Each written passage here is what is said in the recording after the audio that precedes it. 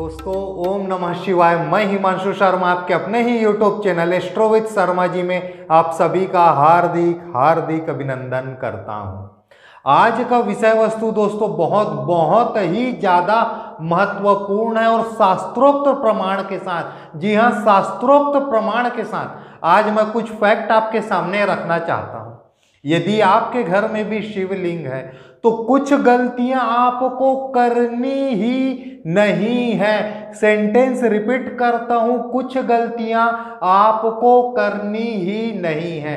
शिव पुराण के प्रमाण सहित आज मैं साक्ष्य आपकी सेवा में रखने का पूरा प्रयास करूंगा। सबसे पहला विषय वस्तु, कभी भी शिवलिंग दो अलग अलग खंड में ना रखें। कभी भी शिवलिंग दो अलग अलग खंड में ना रखें। कहने का क्या मतलब है मैं आपके सामने रखता हूं, फिर मैं यह प्रमाण कहां पर से दे रहा हूं यह जरूर बताऊंगा। चलिए पहले प्रमाण दे देता हूं, फिर इस शब्द का मतलब बताऊंगा। यह मैं प्रमाण लेके आया हूं शिव पुराण से। शिव पुराण में दो खंड है, प्रथम खंड और द्वितीय खंड। यह मैं लेकर आया हूं प्रथम खंड से। प्रथम खंड में भी दो अलग अलग संहिताएं हैं, जिसमें जो पहली संहिता है विद्वेश्वर संहिता, वहां पर यह चीज लिखी है। विद्वेश्वर संहिता के 11वें अध्याय में 11वें अध्याय का चौथा मंत्र में यह चीज लिखा हुआ है कि कभी भी शिवलिंग दो अलग अलग खंड में नहीं होना चाहिए। हम क्या करते हैं, पूजा सामग्री के दुकान में जाते हैं, पहले हम जलहरी पसंद करते हैं, कुछ जगह उसे जलधारा भी बोलते हैं, कुछ जगह जलहरी भी बोलते हैं। फिर उसके बाद हम एक पिंड पसंद करते हैं जिसे हम उस जलहरी के ऊपर में रख देते हैं।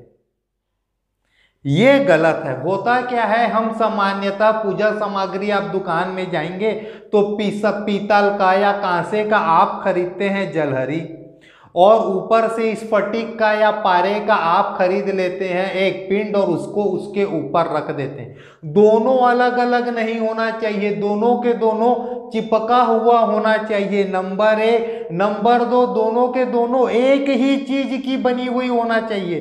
कहाँ लिखा है, विद्वेश्वर संहिता 11वां अध्याय 4था श्लोक। और यही चीज फिर से एक बार रिपीट होता है विद्वेश्वर संहिता के 19वें अध्याय के 28वें और 29वें नंबर के मंत्र में।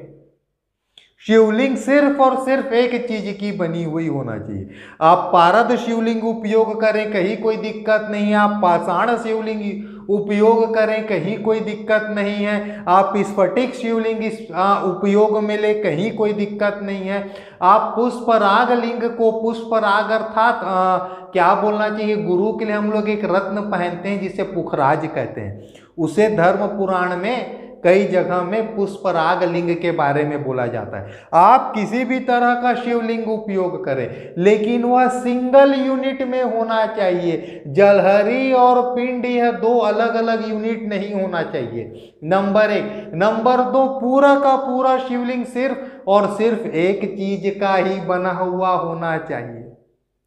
बाण लिंग के विषय में, शास्त्र में बाण लिंग के विषय में फ्री किया गया है कि भाई जलहरी दूसरे चीज का हो और पिंड जो है वह बाण लिंग का हो, जिसे कुछ जगह में नर्मदेश्वर शिवलिंग भी कहा जाता है। सिर्फ और सिर्फ वहां पर एक जगह आपको छूट मिलता है, उसके अलावा कहीं पर भी शिव पुराण में बार बार यह चीज कही गई है कि जलहरी और पिंड सिर्फ और सिर्फ एक चीज की ही बनी हो। नंबर 1। नंबर 2, वह अखंड होनी चाहिए, दो अलग अलग यूनिट नहीं होना चाहिए। बहुत ही महत्वपूर्ण विषय वस्तु है, अन्यथा अरिष्ट की प्राप्ति होती है। यह शब्द लिखा गया है स्पेशली शिव पुराण के प्रथम खंड के विश्वेश्वर संहिता के 19वें अध्याय के 28वें और 29वें नंबर के श्लोक में अरिष्ट की बात कही गई है, गलत चीजों की बात कही गई है। और अमूमन लोगों के घर में यह कॉम्बिनेशन देखने को मिलता है, और तो और ऑनलाइन भी जो साइट्स हैं वहां पर भी इस प्रकार की चीजें मिलती हैं। पहले आप जलहरी पसंद करो और अलग से आप पिंड पसंद करो और दोनों को फिर आप फिक्स कर दो। ऐसा नहीं करना है हमें। शिव पुराण इस चीज की आपको इजाजत नहीं।